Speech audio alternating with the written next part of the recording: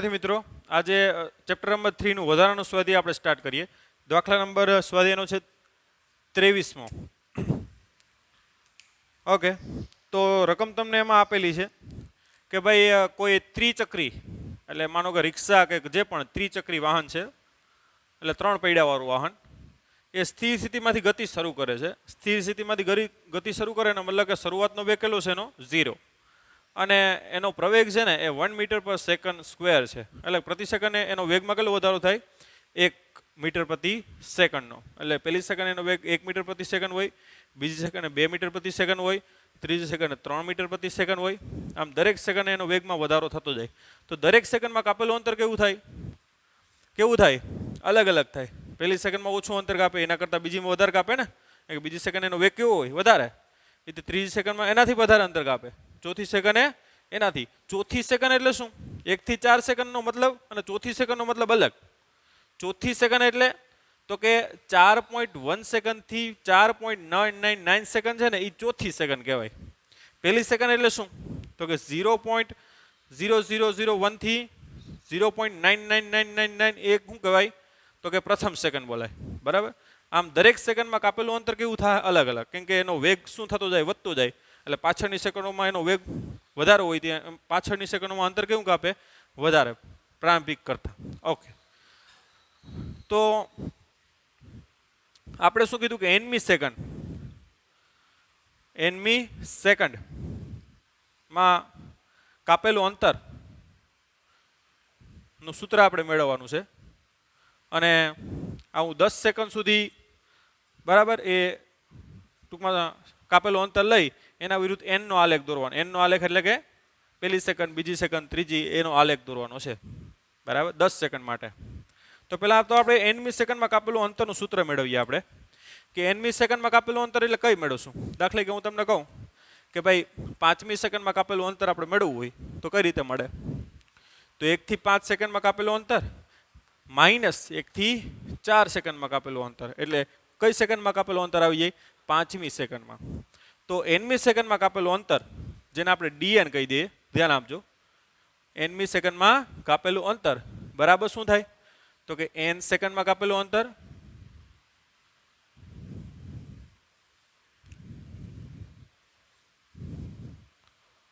Minus શું આવશે એની આગળની સેકન્ડ એટલે n-1 સેકન્ડમાં કાપેલું અંતર.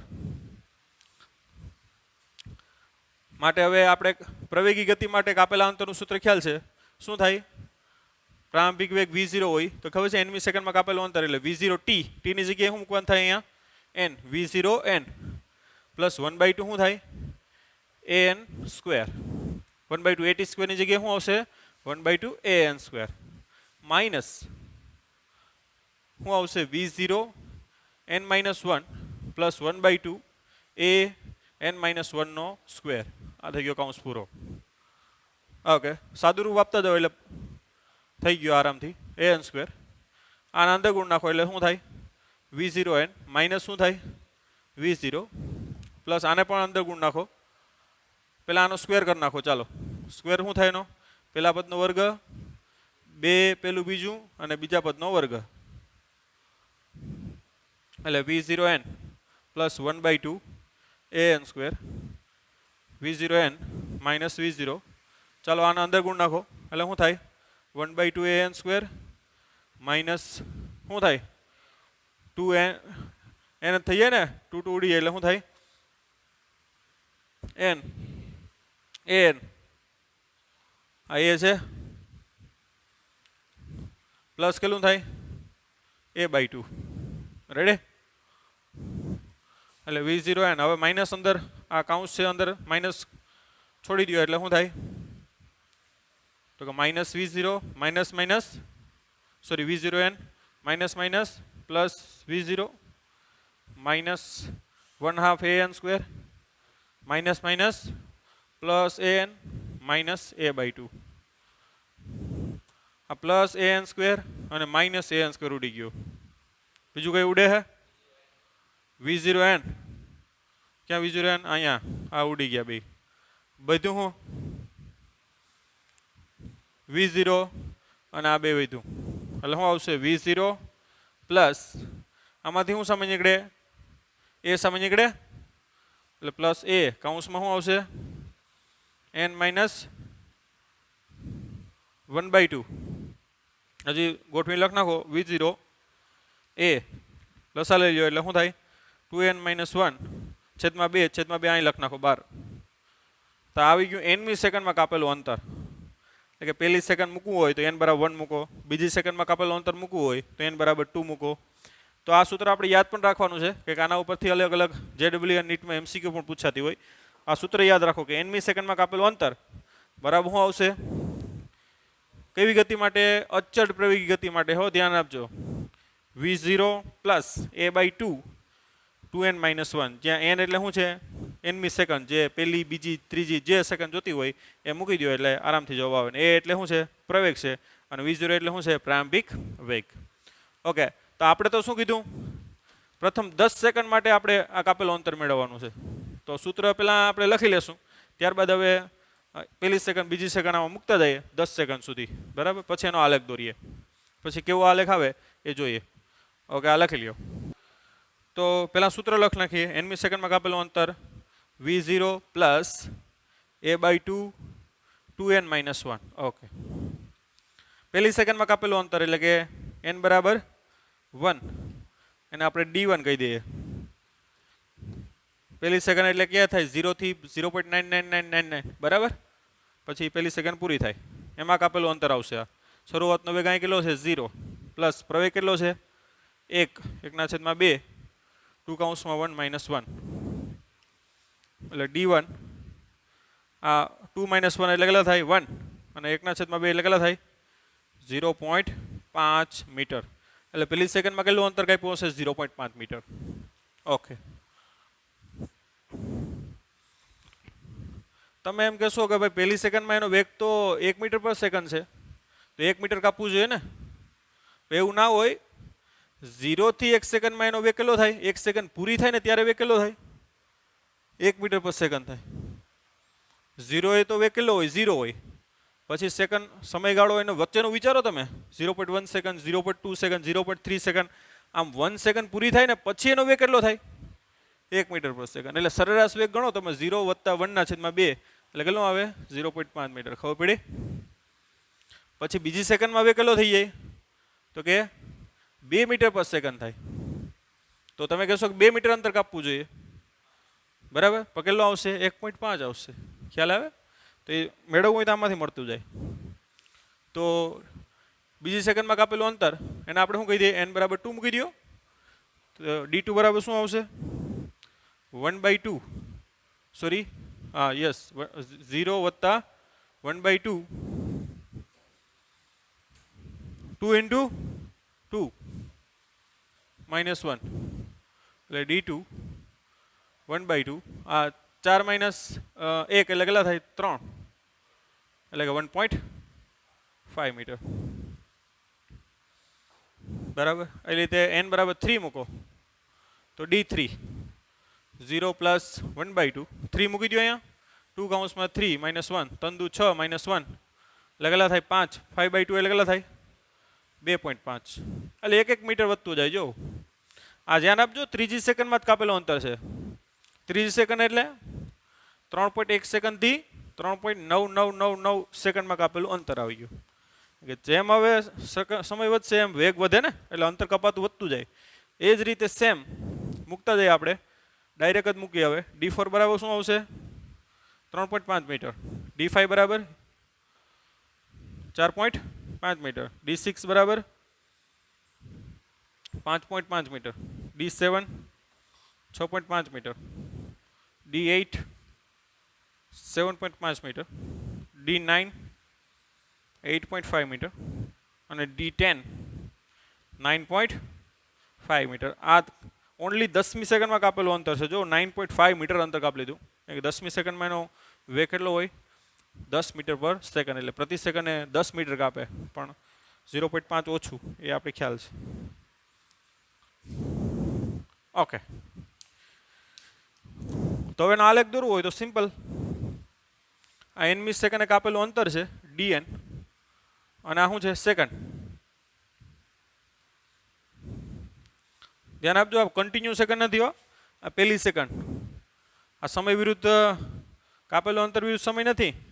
એનમી સેકન્ડમાં કાપેલું અંતર, પછી અહીં એનમી સેકન્ડ કન્ટિન્યુ સમય નથી. આ પહેલી સેકન્ડ, આ બીજી, આ ત્રીજી, આ ચોથી, આ રીતે 5. એ રીતે અહીં ડાયરેક્ટ આમ કરી નાખું જા આ રીતે, અહીં 10 લખી શકાય. ચલો બરાબર, પતી ગયું. એક સેકન્ડમાં કાપેલું અંતર કેટલું છે ભાઈ? 0.5. 2 સેકન્ડમાં કેટલું છે? 1.5. 3 સેકન્ડમાં 2.5. બરાબર. એવી રીતે અહીંથી ગ્રાફને આગળ આમ વધારી દો. એ રીતે 10 સેકન્ડમાં શું આવશે?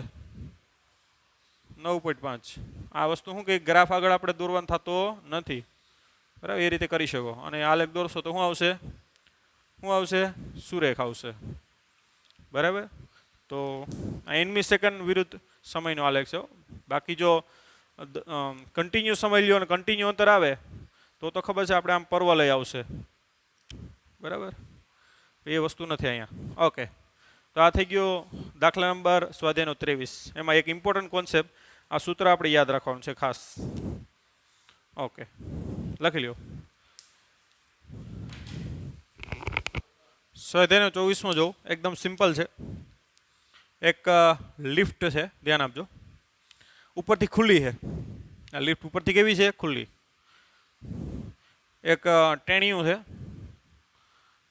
એ અહીંથી બોલ ફેંકે છે અને પ્રારંભિક વેગ v0 બરાબર 49 મીટર પર સેકન્ડના જેટલા વેગથી એ બોલને શું કરે છે? ફેંકે છે. ત્યાં આપજો, પહેલાં લિફ્ટ કેવી છે? સ્થિર છે. અને બોલને ફેંકે છે. બોલ ક્યાં જાહે? મહત્તમ ઊંચાઈ જાય. મહત્તમ ઊંચાઈથી ક્યાં પડશે? પાછો એના હાથમાં પડશે. તો એના કેટલો સમય લાગશે એ મેળવવાનું કીધો. તો સમય ઉડ્ડયનનો સમય છે ને, ઉડ્ડયનનો સમય આપણે ખ્યાલ જ છે, કેટલો થાય? 2 Tm. અને Tm એટલે v0/g. અને આ ટૂંકમાં પાછો હાથમાં ફરવા માટે લાગતો સમય જ આવી ગયો, એટલે 2 × 49 કેટલો આવશે? 9.8. એટલે Tf બરાબર 2 × 49 એટલે કરી નાખો ને, કેટલા આવશે? 0.2 બરાબર, એટલે 10 સેકન્ડ. 2 × 0.2 એટલે કેટલી આવશે? 10 સેકન્ડ. એટલે 10 સેકન્ડમાં બોલ શું પડશે? પાછો ફરશે. ઓકે, બીજું તમને શું પૂછ્યું? હવે અહીં ધ્યાન આપજો. આમાં બીજો ક્વેશ્ચન શું પૂછ્યો તમને કે ભાઈ જો આ લિફ્ટ છે ને, આ લિફ્ટ 5 મીટર પ્રતિ સેકન્ડના વેગથી, અચળ વેગથી ઉપર જતી હોય અને પછી આ એટલા વેગથી ફેંકે તો કેટલા સમયમાં એ પાછો હાથમાં આવશે? ખ્યાલ આવ્યો? હવે લિફ્ટ ગતિ કરે છે અને પછી ફેંકે છે, તો તમે એમ થાય કે ભાઈ આ દડો ઉપર જાય અને પાછો નીચે આવતો હોય, તો આ લિફ્ટ ક્યાં જતી હોય? ઉપર જતી હોય. તો વહેલો શું થઈ જાય? હાથમાં આવી જાય. 10 સેકન્ડ પહેલાં હાથમાં આવી જવું જોઈએ ને. ખ્યાલ આવ્યો તમને? કે હવે નાખે એટલે શું થાય?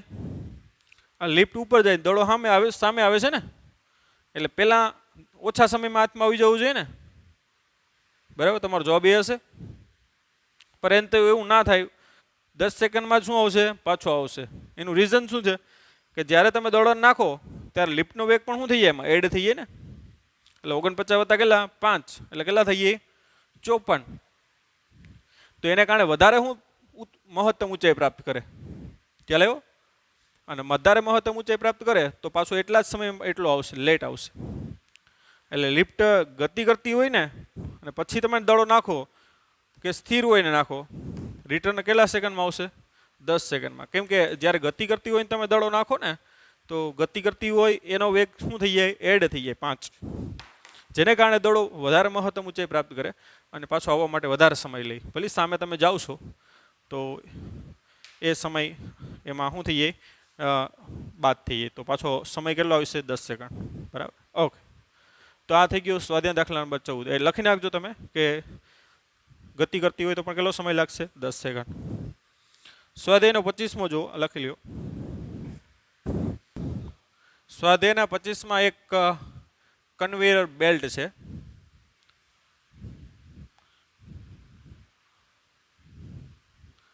આપણે આ બધા બેલ્ટ જોયો જ હશે. આના ઉપર માલ સામાન હોય, એ માલ સામાન આ બેલ્ટ ગતિ કરતો હોય, માલ સામાન એના ઉપર શું કરતો હોય? ગતિ કરતો હોય. પણ માલ સામાનની જગ્યાએ માતા પિતા છે. એક અહીંયા ફાધર છે,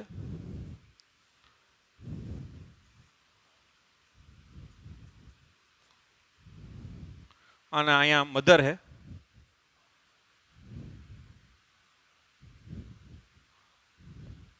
મધર, ઓકે, ફાધર, મધર. આ બંને વચ્ચેનું અંતર 50 મીટર છે. કેટલું છે? 50 મીટર. અને વચ્ચે છે ટેણીયું. વચ્ચે શું છે? ટેણીયું.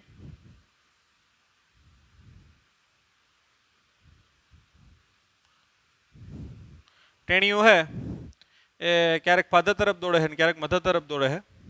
બરાબર? ફાધર અને મધર વચ્ચેનું અંતર કેટલું છે? 50 મીટર. હવે આ બેલ્ટ છે ને એ આ દિશામાં ગતિ કરે, અને આ બેલ્ટનો વેગ, કન્વેયર પટ્ટો છે ને, બેલ્ટનો વેગ છે ને એ 4 કિલોમીટર/અવર છે. અને આ બાળક છે, બાળક એટલે એને સન કહી દે, વીએસ. એ બાળકનો વેગ છે એ 9 કિલોમીટર/અવર છે. એ જેના તરફ જતું હોય, એના પિતા તરફ જતું હોય કે માતા તરફ જતું હોય, એનો વેગ કેટલો છે? 9 કિલોમીટર/અવર. હવે એક અહીંયા સ્થિર અવલોકનકાર છે જે પ્લેટફોર્મ ઉપર ઊભો છે. તો એ આ બધી વસ્તુને જોવે છે એમ. તો તમને પહેલો ક્વેશ્ચન શું પૂછ્યો ભાઈ? કે આ ટેણીયું છે એ જ્યારે મધર તરફ જતું હોય, એટલે કે બેલ્ટની દિશામાં જતું હોય, ત્યારે એનો વેગ કેટલો જોશે આ? બરાબર? આ ટેણીયું કઈ તરફ જતું હોય? માતા તરફ જતું હોય, અથવા તો બેલ્ટની દિશામાં જતું હોય, ત્યારે એનો વેગ કેટલો દેખાશે? કેને? આ સ્થિર અવલોકનકારને.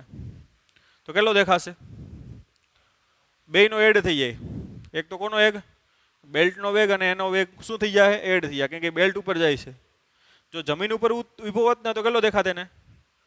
જમીન ઉપર દોડતું હોત તો 9 જ દેખાત. પણ બેલ્ટ ઉપર, બેલ્ટ કેટલી વેગથી જાય છે? 4. એટલે બેયનો વેગ શું થઈ જાય? એડ થઈ જાય. એટલે અવલોકનકારને દેખાતો વેગ આપણે કહી દઈએ અવલોકનકારની સાપેક્ષ કોનો વેગ? તો કે ટેણિયાનો વેગ. બરાબર? શું થાય? તો કે અહીંયા કંઈ સૂત્ર નથી બનાવવાનું. ટેણિયાનો વેગ વત્તા બેલ્ટનો વેગ થાય. ટેણિયાનો વેગ કેટલો છે? 9. બેલ્ટનો વેગ 4. એટલે કેટલો દેખાય? 13 કિલોમીટર/અવર. અવલોકનકાર એટલે ઓ કહી દીધું અહીંયા. ઓબ્ઝર્વર એટલે કે અવલોકનકાર. ઓકે, તો પહેલો ક્વેશ્ચન. બીજો ક્વેશ્ચન હું પૂછ્યો ભાઈ? કે આ ટેણીયું છે એ બેલ્ટની વિરુદ્ધ દિશામાં જતું હોય, એટલે કે ફાધર તરફ જતું હોય, આટલા જ વેગથી, તો કેટલો દેખાશે? ટેણીયું આમ 9 જાય, તો પાછું આમ 4 આવી જાય ને બેલ્ટ ઉપર છે એટલે. એટલે આમ કેટલું ગયું? 9 - 4 એટલે 5. તો આને 5 દેખાય. બરાબર? દિશામાં હોય ત્યારે.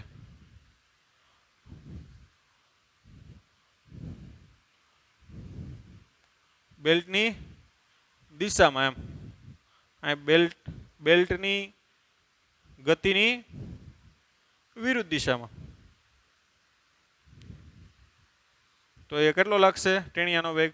વિરુદ્ધ દિશા માટે વીઓ ડેશ કહી દઈએ. બરાબર? શું આવશે? વીએસ માઇનસ વીબી એટલે કેટલો આવશે? અથવા વીબી માઇનસ વીએસ કયો, જે કયો એ. વીબી કેટલો છે? 4 માઇનસ વીએસ કેટલો છે બાળકનો? 9. કેટલો આવશે? -5 કિલોમીટર/અવર. -5 શા માટે? કારણ કે આ બાજુનો વેગ ધન છે, આ બાજુનો વેગ શું આવશે? ઋણ આવશે. બરાબર? ઓકે, તો આ 2 ક્વેશ્ચનના જવાબ આવી ગયા. હવે ત્રીજો ક્વેશ્ચન શું પૂછ્યો? આ ધ્યાન આપજો કે એ અને બી, એટલે બાળક આમ જતું હોય ને આમ જતું હોય, તો એને ફાધરથી મધર પહોંચવા માટે અથવા તો મધરથી ફાધર પહોંચવા માટે કેટલો સમય આવશે? તો અહીં ધ્યાન આપજો. એ અને બી માટે, એટલે કે જ્યારે બાળક ફાધરથી મધર તરફ જતું હોય અને મધરથી કઈ તરફ? ફાધર તરફ જતું હોય, બેયમાં સમય કેટલો લાગશે એમ? કોને? બાળકને અહીંથી અહીંયા પહોંચો. અંતર આપી દીધું, એનો વેગ આપી દીધો. ઓકે, તો સમય કઈ રીતે ગણશું? હવે બાળક છે એ ફાધરથી કઈ તરફ જતું હોય? મધર તરફ જતું. એને અંતર કેટલું કાપવું પડે? 50. શા માટે? તમને એમ કહેશો કે ભાઈ આ શું જાય છે, તો કે આગળ જાય છે ને આ રીતે બેલ્ટ, પણ મધર પણ આમ જાય છે ને પાછી. તમને એમ થાય કે વધારે કાપવું પડે કેમ કે મધર છે એ દૂર જાય છે બાળકથી, પણ એવું ના હોય. બાળક પણ ક્યાં છે? બેલ્ટ ઉપર છે. એટલે ત્રણ બેલ્ટ ઉપર જ છે, એટલે અહીંથી અહીં બાળકને કેટલું કાપવું પડશે? 50 મીટર જ કાપવું પડશે. અને એના માટે વેગ એનો કેટલો હશે? 9 કિલોમીટર પર અવર. હવે ટેણીયું અહીંથી આમ જતું હોય ત્યારે એમ થાય કે ફાધર તમારો સામે આવે છે, કેટલા? 4 કિલોમીટર પર અવરથી. તો ઓછું અંતર કાપવું પડે, પણ એવું ના થાય. બાળક પણ પાછું કેટલું ઉઈ જતું હોય? 4 કિલોમીટર પર પાછળ ઉઈ જતું હોય ને, ખ્યાલ આવ્યો? એટલે ફાધરથી મધર જાય કે મધરથી ફાધર આવે, એને કેટલું અંતર કાપવું પડે? 50 મીટર કાપવું જ પડે, કેમ કે ત્રણ બેલ્ટ ઉપર જ છે. ખ્યાલ આવ્યો? એટલે બેયમાં સમય કેવો આવશે? સમાન આવશે. નહીં, સમય કેટલો આવશે? તો કે ફાધર અને મધર વચ્ચેનું અંતર કેટલું છે? 50 ના છેદમાં આ ટેણિયાનો વેગ, અંતર ડી ના છેદમાં ખબર છે વેગ વી બરાબર શું થાય? ડી ના છેદમાં ટી. માટે ટી બરાબર શું આવશે? બે કેસ માટે સેમ હો. ટી બરાબર શું આવશે? ડી ના છેદમાં આ ટેણિયાનો વેગ, એટલે 50 ના છેદમાં ટેણિયાનો વેગ કેટલો આપ્યો? 9. જો આ મીટરમાં છે ને આ કિલોમીટરમાં છે, એટલે ખાસ ધ્યાન આપજો. આને આપણે કેમાં ફેરવી દઈએ?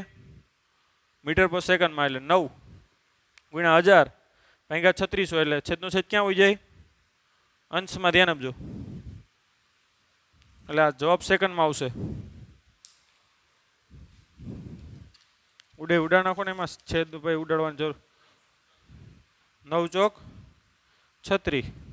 આ મીંડું ગયું. 5 ચોક ને 20 સેકન્ડ. એટલે ફાધરથી મધર જાય, મધરથી ફાધર જાય, બંને કિસ્સામાં કેટલો સેકન્ડ લાગશે બાળકને? 20 સેકન્ડ લાગશે. એનું રીઝન પણ આપણે આપ્યું. તો આ રીતે આરામથી સ્વાધ્યાયનો 25મો સમજી શકાય. સ્વાધ્યાયનો 26મો સ્કીપ કરીએ, 27મો જોવો. સ્વાધ્યાયનો 27મો તમને આલેખ આપી દીધો ઝડપ વિરુદ્ધ સમયનો. ઝડપ મીટર પ્રતિ સેકન્ડમાં છે, સમય સેકન્ડમાં. તમને આ રીતે ઝડપ આપી દીધી. ઝડપ છે એ સમય સાથે વધે છે અને કેટલી થઈ ગઈ? 12 મીટર પર સેકન્ડ. અને પાછી ઘટે છે, કેવી થઈ ગઈ? 0. 5 સેકન્ડમાં મહત્તમ થઈ અને 10 સેકન્ડમાં પાછી કેવી થઈ ગઈ? 0. તમને કીધું કે 0 થી 10 સેકન્ડ માટે કપાયેલું અંતર મેળવો. પેલો ક્વેશ્ચન શું પૂછ્યો? 0 થી 10 સેકન્ડ માટે કપાયેલું અંતર. તો ખબર છે કે ઝડપ વિરુદ્ધ સમયના આલેખ દ્વારા આ ઘેરાતા પ્રદેશનું ક્ષેત્રફળ શું આપે? કાપેલું અંતર. આપણે કોન્સેપ્ટ મેળવી ગયેલ જ છે. તો કાપેલું અંતર બરાબર શું થાય? તો કે ત્રિકોણ એ બી અને આ શું કહી દો? ઓ એ બી કહી દો. કપાયેલ અંતર ડી બરાબર શું થાય? ત્રિકોણ ઓ એ બી નું શું આવશે? ક્ષેત્રફળ. અને ક્ષેત્રફળ કેટલું થાય? બોલો જોઈએ. 1/2. પાયો કેટલો થાય? 10નો. વેધ કેટલો થાય? 12નો. એટલે 5 12 × 5 = 60 મીટર. તમને સરેરાશ ઝડપ પણ પૂછી એના માટે. તો ઝડપ બરાબર શું આવે? સરેરાશ ઝડપ કપાયેલું અંતરના છેદમાં લાગતો સમયગાળો. કેટલું છે આ? 60. સમય કેટલો છે? 10 સેકન્ડ. સરેરાશ ઝડપ કેટલી આવશે? 0 થી 10 સેકન્ડમાં સરેરાશ ઝડપ કેટલી આવશે? 6 મીટર પ્રતિ સેકન્ડ. કપાયેલું અંતરના છેદમાં સમયગાળો. કપાયેલું અંતર કેટલું છે? 60. સમય કેટલો છે? 10. એટલે કેટલો છે? 6 મીટર પર સેકન્ડ. આ પેલો. બીજું તમને હું કીધું, અહીંયા ધ્યાન આપજો કે 2 સેકન્ડથી 6 સેકન્ડ. 2 સેકન્ડથી કેટલી સેકન્ડ? 6 સેકન્ડ. એમાં કપાયેલું અંતર મેળવો. તો એના માટે કયો ક્ષેત્રફળ આવશે? આ આવશે ને. હવે ક્ષેત્રફળ મેળવવું કેમ? માનો કે આ ક્ષેત્રફળ A1 હોય, આ ક્ષેત્રફળ કેટલું હોય? A2 હોય. તો આ ક્ષેત્રફળ બરાબર શું થાય? બરાબર. ચોરસ ત્રિકોણ કાંઈ ના થાય.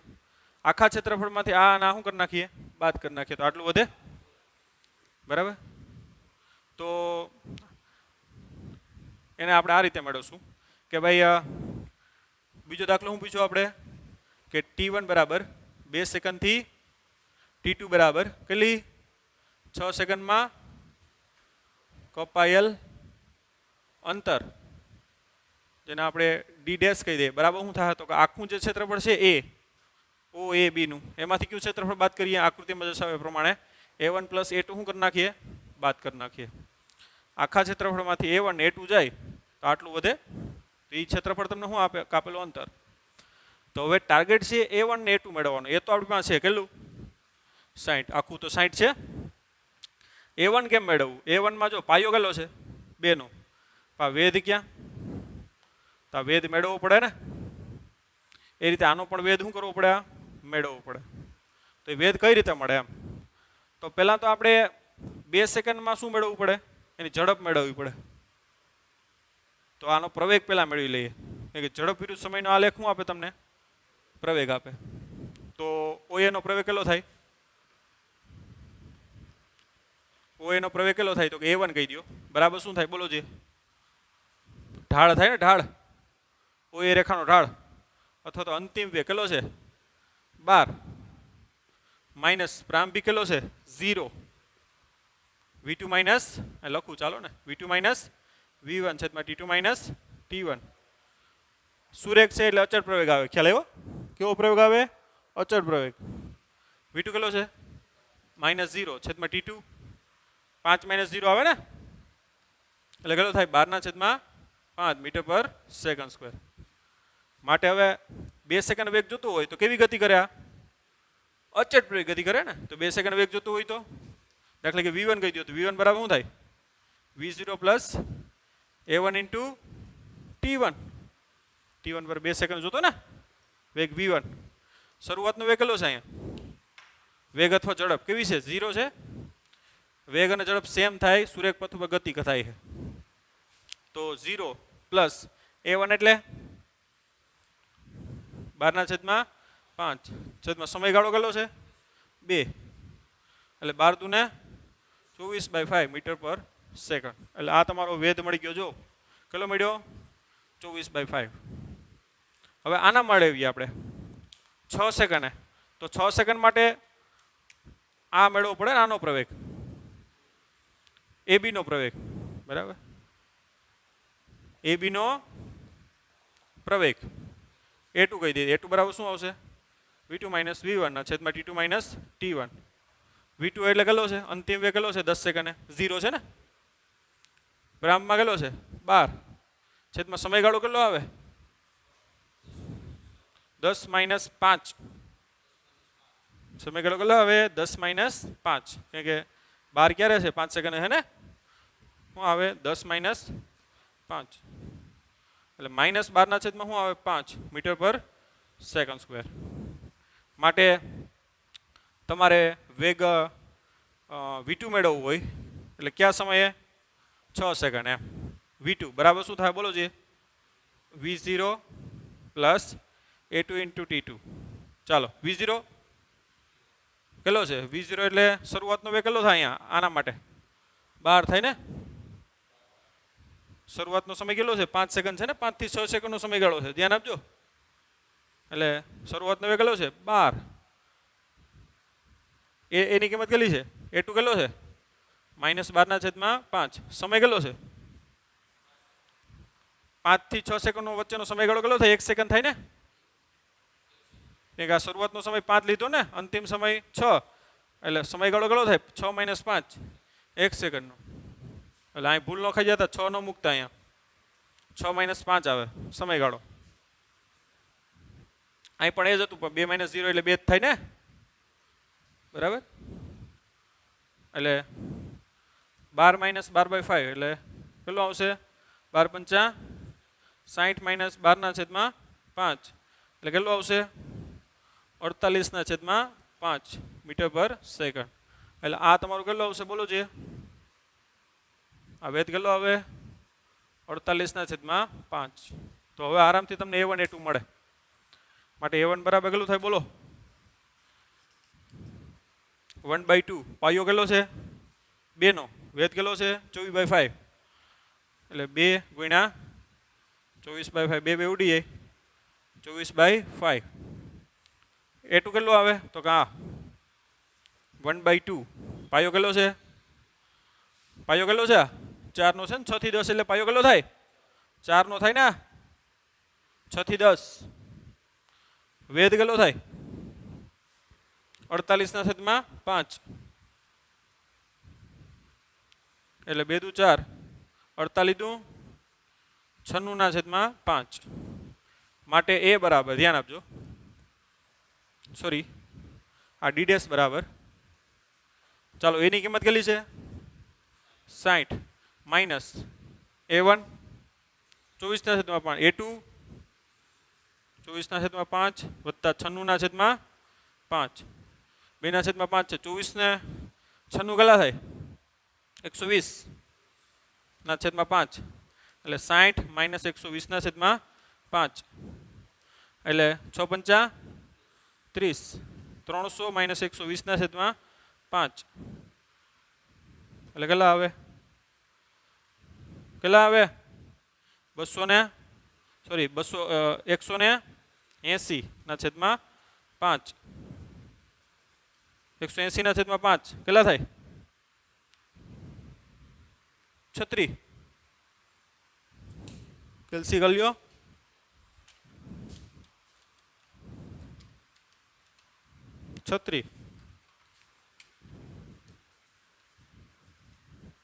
તો આવી ગયું 2 થી 6 સેકન્ડમાં કાપેલું અંતર. બરાબર, કેટલું આવ્યું? 36. અને એના માટે વેગ કીધો તમને, સરેરાશ વેગ અથવા ઝડપ કેટલી થાય? સરેરાશ ઝડપ 2 થી કેટલી? 2 સેકન્ડથી કેટલી? 6 સેકન્ડ માટે. સરેરાશ ઝડપ બરાબર કાપેલું અંતર D ડેશના છેદમાં લાગતો સમય T, સમયગાળો જે કહેવાય. કાપેલું અંતર કેટલું છે? 36. સમયગાળો કેટલો છે? 2 થી 6 નો સમયગાળો કેટલો થાય? 4 સેકન્ડ થાય ને? તો છેદમાં 4. 9 ચોક ને 36 એટલે કેટલો આવશે? 9 મીટર પર સેકન્ડ. 0 થી 10 સેકન્ડમાં સરેરાશ ઝડપ કેટલી આવી હતી? 6 મીટર પર સેકન્ડ. 2 થી 6 સેકન્ડમાં કેટલી આવશે? કાપેલું અંતર 36 આવ્યું, ભાગ્યા 4, 9 મીટર પર સેકન્ડ. ઓકે, તો કમ્પ્લીટ કરી લ્યો. સ્વાધ્યાય દાખલા નંબર લાસ્ટ જો તમને વેગ વિરુદ્ધ સમયનો આલેખ આપેલ છે.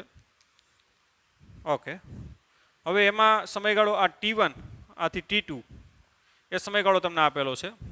હવે એ સમયગાળામાં તમે જોઈ શકો કે અહીંયા વેગ વિરુદ્ધ સમયનો આલેખ સુરેખ છે નહીં. એટલે અહીંયાથી જે તમને ટૂંકમાં પ્રવેગ મળે એ પ્રવેગ કેવો હશે? તો કે અચળ નથી. T1 થી T2ના સમયગાળામાં પ્રવેગ અચળ છે નહીં. એટલે અચળ પ્રવેગ ગતિના સમીકરણ લાગુ ન પાડી શકો. ખ્યાલ આવ્યો? અચળ પ્રવેગ ગતિના સમીકરણ ક્યારે લાગુ પડે? જ્યારે પ્રવેગ કેવું હોય? અચળ હોય. અહીં T1 થી T2માં સમયગાળોમાં પ્રવેગ અચળ નથી, પ્રવેગ બદલાય છે. કે વેગ વિરુદ્ધ સમયનો આલેખ સુરેખ નથી. જોવું એટલે હવે તમને કીધું કે કયા સમીકરણો ગતિનું વર્ણન કરે એમ, તો એ આપણે આરામથી કહી શકીએ કે ભાઈ અચળ પ્રવેગ ગતિ ન લાગુ પડે. જો કપાયેલું અંતર એટલે જો T1 સમયમાં x ઓફ T1 અંતર છે, T2 સમયમાં x ઓફ T2, એટલે આપણે લખતા હતા ને x માઇનસ x0. x0 આ બાજુ જાય ને તો એ આ બાજુ ગયું, પ્લસ v0t પ્લસ 1/2 at². ટીની જગ્યાએ સમયગાળો છે T2 માઇનસ T1. સમયગાળો અહીં કેટલો છે? T2 minus T1. એટલે આપણે ઓલું સૂત્ર લખતા હતા x બરાબર x0 અથવા તો x માઇનસ x0 બરાબર શું થાય? v0t plus 1/2 at². અહીં x0 ઓલી બાજુ હોઈ ગયું એટલે આ રીતે. બરાબર, અહીં ટીની જગ્યાએ શું છે? T2 minus T1. પણ હવે તમે અહીં જુઓ, અહીંયા આપણે પ્રવેગ કેવો હતો? અચળ હતો. પણ અહીંયા જે પ્રવેગ મળે કેવો મળે? અચળ મળે નહીં. એટલે આ સમીકરણ કેવું છે? રોંગ છે. કારણ કે આપેલ ગતિ T1 થી, રીઝન શું લખશો તમે? કે T1 થી T2ના સમયગાળામાં પ્રવેગ અચળ નથી. માટે આપણે સમીકરણ કેવું છે? રોંગ. ઓકે, ખોટું છે. એવી રીતે બીજો આપણે કહેતા હતા ને અંતિમ વેગ v બરાબર પ્રારંભિક વેગ v0 પ્લસ શું થાય? at. એટલે અંતિમ વેગ T2 સમયે અંતિમ એટલે v ઓફ T2 લખાય. બરાબર, પ્રારંભિક વેગ એટલે t1 સમય એટલે v ઓફ t1 લખ્યું, બાકી કંઈ બીજું લાંબુ નથી. આ સમીકરણ ક્યારે લખાય? પ્રવેગ અચળ હોય તો. આમાં પ્રવેગ અચળ નથી, તમારે કહેવાનું કે t2 સેમ રીઝન, બરાબર. એટલે આ સમીકરણ ખોટું કેવું છે? રોંગ છે, ખોટું છે. પછી તો કે t1 થી t2 ના સમયગાળામાં તમારે સરેરાશ વેગ જોતો હોય તો સરેરાશ વેગ બરાબર શું આવે? અંતિમ સ્થાન t2 સમયે માઇનસ શું આવે? પ્રારંભિક સ્થાન ના છેદમાં t2 માઇનસ t1. તો આ તો આપણે ખબર છે કે સરેરાશ વેગ આ રીતે જ મેળવાય. એવી રીતે સરેરાશ પ્રવેગ પણ એ રીતે જ મળે. અંતિમ સમયે v2 માઇનસ v1 ના છેદમાં t2 માઇનસ t1. તો સરેરાશ એટલે કે એવરેજ avg. તો સરેરાશ પ્રવેગ પણ આ રીતે જ મળે. તો સરેરાશ વેગ અને સરેરાશ પ્રવેગના સૂત્રો કેવા છે? સાચા છે આપેલા આલેખ માટે. પછી પાછા હવે ટ્રાય કરવા માટે આવ્યા અહીંયા કે કાપેલું અંતર છે એમાં ટૂંકમાં વેગની જગ્યાએ વી એવરેજ લખી શકીએ તો એ પણ ચાલે નહીં. અને એની જગ્યાએ જો હું લખ્યું આપણે એવરેજ આ મેળવીને, તો આ સમીકરણ પર કેવું છે? રોંગ છે એમ. કે અહીંયા પ્રવેગ સરેરાશ ના ચાલે, પ્રવેગ કેવું જોઈએ? અચળ જોઈએ. તો આ સમીકરણ પર કેવું છે? ખોટું છે. અને લાસ્ટ કે ભાઈ તમે ખબર છે કે વેગ વિરુદ્ધ સમયનો આલેખ એમાં ઘેરાતો જે પ્રદેશ છે, વેગ વિરુદ્ધ સમયના આલેખમાં ઘેરાતો પ્રદેશ શું આપે તમને? કાપેલું અંતર અથવા તો શું આપે? સ્થાનાંતર. સ્થાનાંતર કેટલું થાય?